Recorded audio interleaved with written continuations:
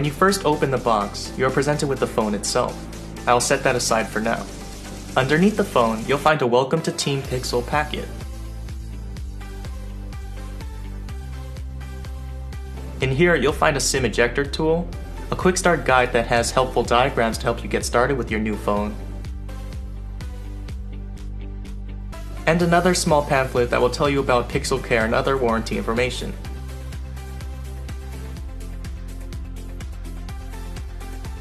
Setting this aside, we see a USB-C to USB Type-A adapter.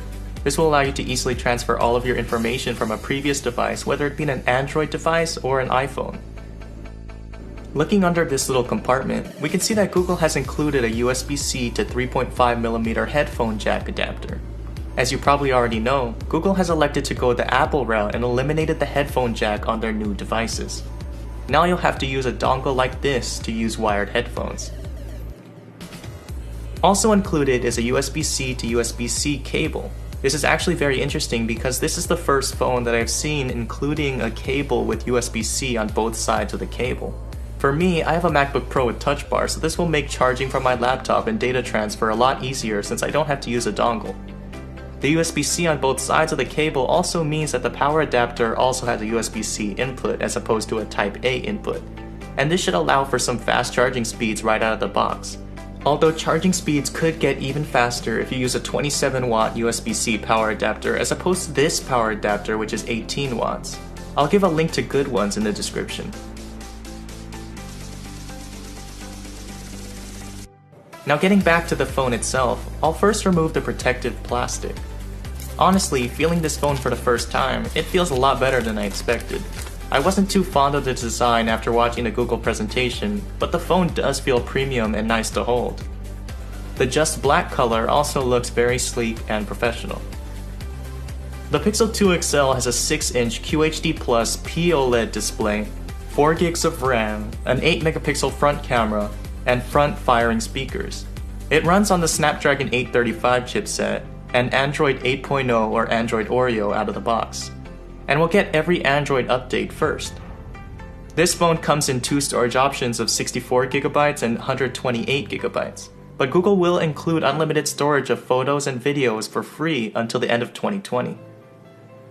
On the back, you'll find its single 12.2 megapixel lens that can record 4K at up to 30 frames per second, 1080p at up to 120 frames per second, and 720p at up to 240 frames per second.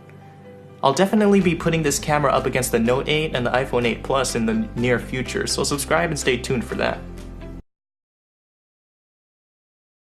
Give the new Pixel 2 XL a slight break because Google was able to put two front-firing speakers on the new device.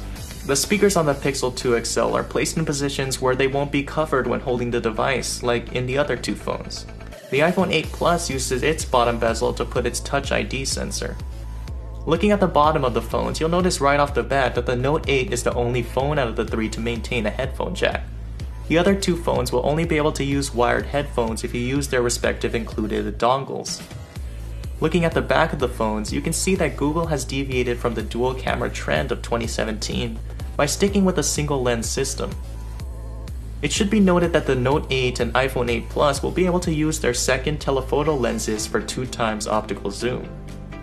Although the Pixel 2 does not have a second lens for optical zoom, Google has claimed that using AI and machine learning, you will still be able to get amazing portrait effects on both the front and rear of cameras despite the single lens. The Note 8 and the iPhone 8 Plus both have glass backs that allow for the devices to use wireless charging, which the new Pixel phone cannot. The Pixel 2's back is mostly aluminum with glass on the top section of the device. The Note 8 and Pixel 2 both have their fingerprint sensors on the back, with the Pixel's placement being a lot more reachable